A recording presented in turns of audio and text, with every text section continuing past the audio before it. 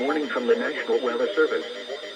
The National Weather Service in Chicago has issued a special marine warning for nearshore waters from Winthrop Harbor to Wilmette Harbor, open waters from Winthrop Harbor to Wilmette Harbor out to mid-lake until 10 p.m. At 8:03 p.m., a strong thunderstorm was located near Wilmette Harbor, moving northeast at 35 knots. Hazard, wind gusts 34 knots or greater. Source, radar indicated. Impact, small craft could be damaged in briefly higher winds and suddenly higher waves. The strong thunderstorm will remain over mainly open waters. A tornado watch remains in effect until 10 p.m. for northeastern Illinois.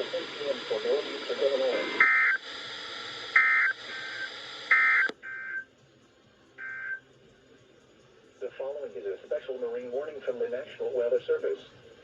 A special marine warning remains in effect until 10 p.m. for the following areas, nearshore